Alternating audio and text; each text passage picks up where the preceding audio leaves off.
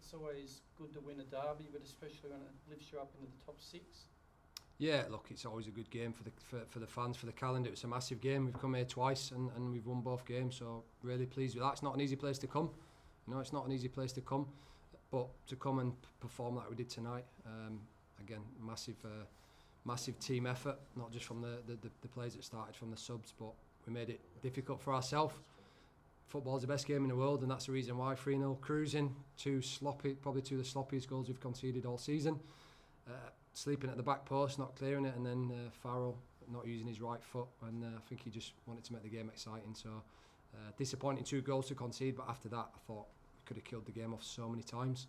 And yeah, it took Garang to come on at the end and just kill the game off. But yeah, really pleased with the performance. Well disciplined.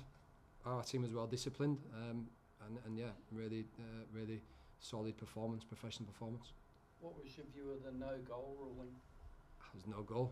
It was a two-handed pushing. Kyrol's back. If he doesn't push him, Kyrol heads the ball. So again, VAR's there for a reason, and yeah, it was clear from the live action. It was a push on his back. So yeah, bit of excitement. And what was your view at the end of the game there when Daniel Penner got sent off, that incident? Yeah, I'd be disappointed if that was one of my players. To be honest, it was an elbow in the face. He was, he probably could have been sent off before for shouting and swearing at the officials. But he's a quality player, and to be honest, they've relied on him all season to create and score goals for him. And I think tonight he got frustrated. So yeah, look, young Steely, a young player from the academy, took an elbow to the face. Disappointing, and I know he's elbowed someone a couple of weeks ago at Perth. He got 1 game ban, which you don't want to see anyone getting sent off. But yeah, that was crazy, and they'll miss him because he's their best player. No worries, thanks, Nick. Joey? Yeah, Monty, first things first, congratulations on the win. Pretty much the first 19 minutes until Mauritius' goal, you really had to batten down the hatches and survive an early onslaught. Did you anticipate that coming in, that the Jets would start a million miles an hour, and if you could absorb that, you'd be well placed?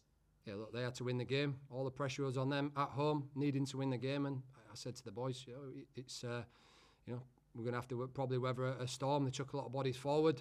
We've been talking about this new brand of football all season. They have a lot of the ball. They have possession of the ball, but I think Birighetti's goal was really tested, and even on the counter-attack a couple of times we looked dangerous. And yeah, look, Mauritius' goal is top class, and I thought from that moment on we cruised. Another 2 goals, 3-0 at half-time. We knew they were going to come out second half, but to be honest, we gave them 2 goals. We gave them 2 goals, really sloppy goals from us. But that's what brings fans in the stadium, and not that you want it as a coach, but I thought after that, like I said, it was just a matter of time before we killed the game off. And Jason could have had 3 or 4 or 5 goals tonight, but he just couldn't manage to get that hat trick. I was waiting for him to get that and take him off, but in the end, I took him off and put Garang on, and yeah, look, he's a special talent, and he comes on again today, and not long after he's on, he kills the game off for us. So yeah, I'm really pleased with that, and yeah, more than deserved to win the game. I mean, you've been involved in quite a few of these F3 derbies over the years, Monty. Where does this rank? Is this one of the best you've ever been involved in, just in terms of entertainment value alone?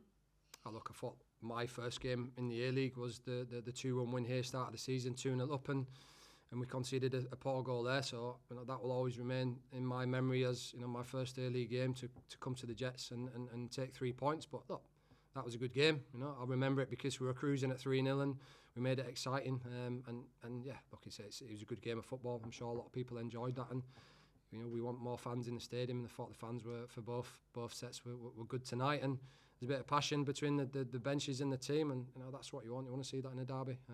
Fortunately for them, it boiled over and they get the best player sent off. So yeah, we go away with a couple of knocks, and we got a week before we play Western now at home. I mean, in terms of a rivalry, and I'll admit my culpability here as a Melburnian, but do you think we don't talk about it enough compared to the Sydney Derby and the Melbourne Derbies, this rivalry between the Jets and Mariners? Yeah, of course. We're 2 of the smallest clubs. Obviously, the Jets have a good budget. They brought in a lot of players at the start of this season, some good visa boys. But yeah, maybe because we're not 2 of the biggest clubs in the league, we don't get talked about. But I think on entertainment value tonight, we were as good as anyone. And yeah, I thought the fans were great tonight. But But yeah, that's what the league needs. It's been a difficult season for everybody with so many different challenges and obstacles. But I think now it's coming to the point at the end of the season. I think I always believed that you deserve to be where you end up at the end of the year, and we had a target to get to the FFA Cup final. We fortunately missed out on. We had a target like everybody to get in the top 6. So we'll give everything we can to make that a reality. And I think if we do, we're confident against anybody. And just talking about coming towards the end of this season, I mean, the obvious comparison for your side is the team from last year. And last year, there were a bit more defeats as the season wound down, maybe a bit of fatigue. Whereas this campaign, you're really finishing with a wet sail. I think you've only lost 1 of your last 11. What do you think that's down to? What are you improving as this season goes on? I think you can't even talk about last season and this season, 2 totally different seasons. Last season, very little money spent in the league. I thought the quality was probably the lowest it's been my time in Australia. You only got to look at players like the Fonja who are playing over in India. So I think it's very, very hard to look at the league last year and this year, 2 totally different leagues. And I think 3 times the investment this year in, not us, but some of the teams in terms of their playing budgets and what they spent on players. So I think the quality this season's been very good. Obviously, it's been stop-start, but you got to look at our team. It's a completely different team. It's a lot of young players in there. Last year we lost to Luke Kowal, who was a top scorer, along with Matty Simon, who's unfortunately been injured all year. So we lost 2 of the top scorers in the team.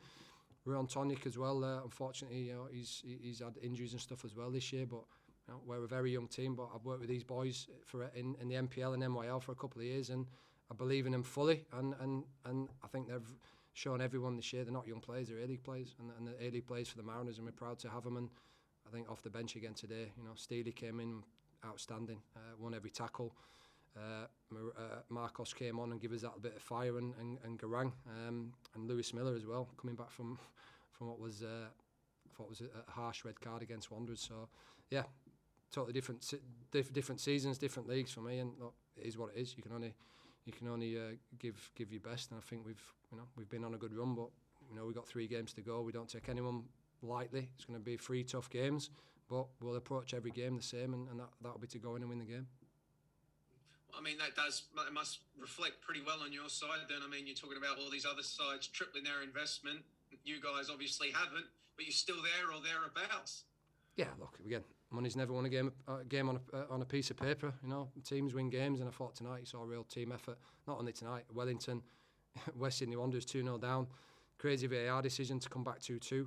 3 tough places to go. Wanderers, Wellington, first game in front of 20,000, and a Newcastle derby. So, it's not been an easy run, but these young boys have grown every week, and their experience that they've had to come through sticky spells as well, I think is testament to them and the mentality that they've got. Just last one from me, mate. You've got a 7-day break now. Any fitness or injury concerns coming out of this one? Yeah, look, I think Nizzy got a knock on his calf, a little bit of a cork.